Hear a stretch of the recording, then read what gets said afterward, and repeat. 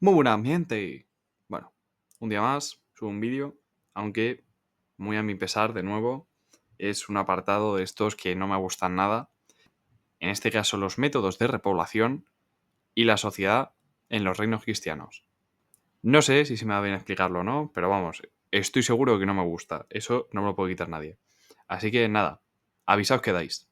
Vamos con ello. Bien, lo primero de todo es explicar qué son los métodos de repoblación.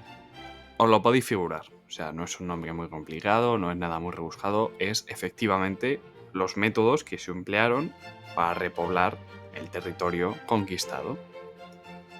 Obviamente, al ir avanzando los cristianos, los musulmanes en su mayoría se replegaban, de forma que todos esos terrenos, para sacar beneficio de ellos, pues había que llenarlos de gente. ¿Y cómo los llenaban? Bueno, pues se emplearon distintos métodos a lo largo de la conquista que voy a explicar a continuación. El primer método es denominado presura o aprisio y se da en la primera fase de la conquista, entre los siglos 8 y 10, cuando se conquista lo que viene siendo el Valle del Duero, Galicia y el Pedemonte Pirenaico. Como ya dije, esas zonas estaban prácticamente desiertas, no había ni Dios viviendo ahí. Entonces, ¿en qué consistió este método? Pues era básicamente gente que se cogía el hatillo, iba con sus familias, llegaba a mitad del campo y decía, pues esto para mí. Y se hacía una parcelita con su casita, su huertecito y pues a currar como un matado hasta el día que te mueras, porque en eso consiste la vida en la Edad Media, en trabajar como un muerto. Y ya está, se hacían sus casitas, sus huertecitos.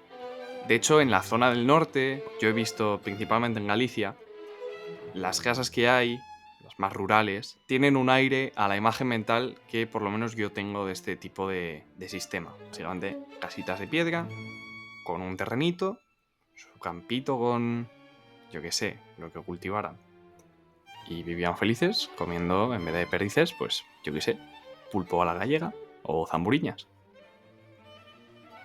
El siguiente método es el concejil y tiene lugar entre los siglos XI y XII, entre los ríos Duero y Tajo y, aparte, en el Valle del Ebro.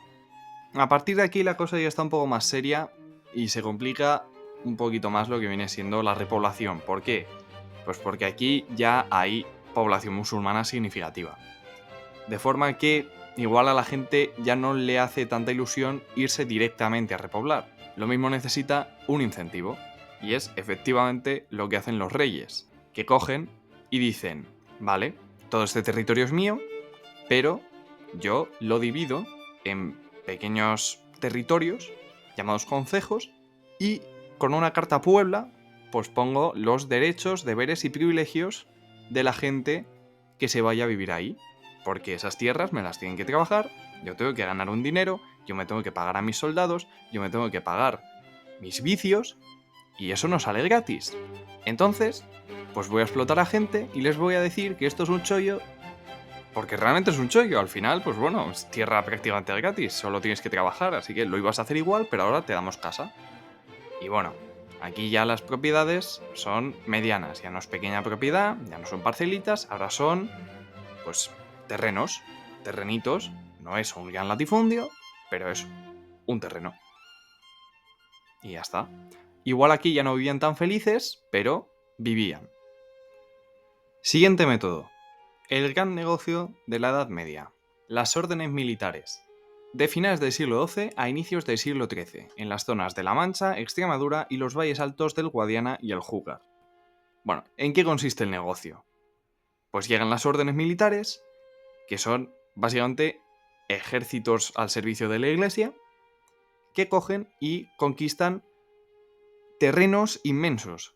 O sea, pues lo que hoy serían del tamaño de provincias, por ejemplo. Zonas muy grandes, de nombre maestrazgos. Y los reyes o los propietarios a priori de esas tierras se las ceden a las órdenes con la condición de que las protejan y garanticen su explotación y poblamiento. Y ya está. O sea, no tiene más. Es básicamente que llegan unos tíos y dicen, te protejo las tierras, así que me las quedo. Y cogían a 4 mataos, los explotaban hasta que llegaba el fin de sus días Y ya, pues cuando se murieran, pues tiraban de los hijos de esos matados. Y ya está. Y por último, los repartimientos de inicios del 13 hasta el final de la conquista, en las zonas de Guadalquivir, sur de Valencia y Murcia. ¿Qué pasa aquí? Pues aquí cogen los nobles con sus ejércitos privados y dicen, vamos a conquistar. Y conquistan las tierras. Y como son ejércitos privados, financiados por los nobles a título particular, dicen, pues el que lo pilla se lo queda. Y lo mismo, un noble se pillaba un terrenito de mierda y otro te cogía otro terrenito del tamaño de Sevilla. Entonces, claro, es un reparto muy desigual del terreno, que definió una estructura de gran propiedad de la nobleza. Porque aquí, bueno, lo mismo de siempre, los nobles son los que tienen las tierras, explota a la gente que está ahí, porque además, según se va conquistando, cuanto más al sur se llega, menos gente se va, porque es donde más asentados están y dicen, yo tengo mi vida aquí, tengo mis campos aquí, si me voy no tengo nada. Entonces, yo trabajo para ti, te pago lo que sea, un diezmo o un tributo, y tú me dejas con mis movidas.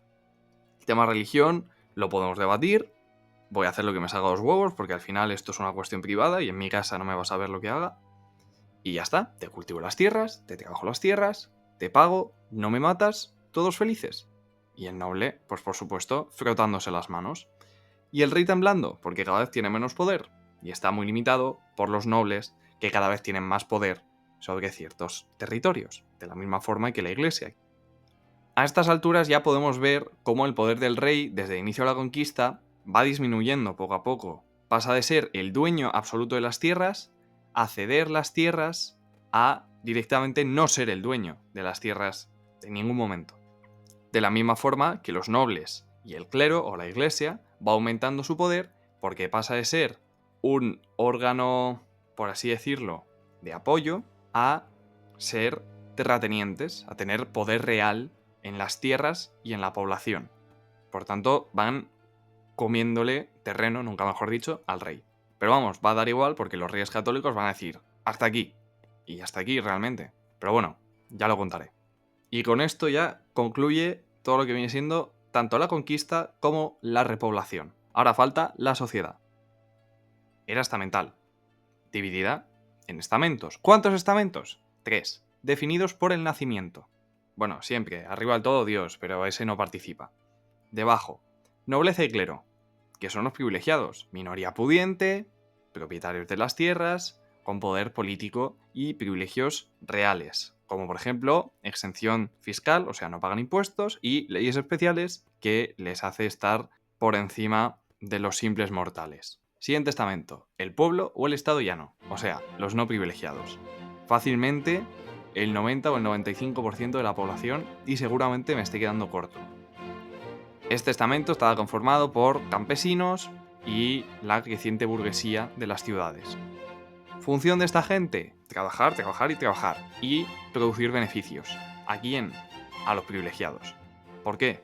Porque estaban sometidos por relaciones de dependencia al rey o a los señores y por tanto les pagaban impuestos, llamados pecheros.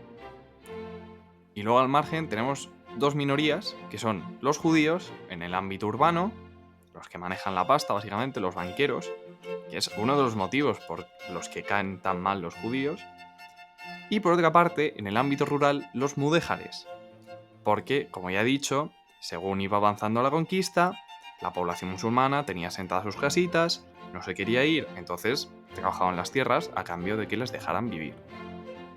Por supuesto, el judaísmo y el islam son religiones diferentes al cristianismo. Sí, hay muchas similitudes, tal, pero eso no les importa. Así que, ¿qué hacemos? Segregarlos, toma ya. ¿Y cómo lo hacemos? Pues tienen barrios especiales, juderías y aljamas. Y claro, si ya les segregas, pues ¿por qué no perseguirles, no? A ver, al final son minorías de otra religión que al final, pues bueno, si se muere uno, yo no veo lo malo. Y ya está, señores. Hasta aquí el vídeo de hoy. He de decir que me ha quedado más largo de lo que pensaba, pero vamos, no es ningún problema porque pensaba que me iba a durar 5 minutos, así que chapó. Y nada, ¿qué vemos en el siguiente vídeo? Pues el último vídeo del tema, la Baja Edad Media y una movida muy larga como configuración de los reinos cristianos, una cosa así. un nombre muy largo, pero está interesante. Dicho esto, me despido. ¡Chao!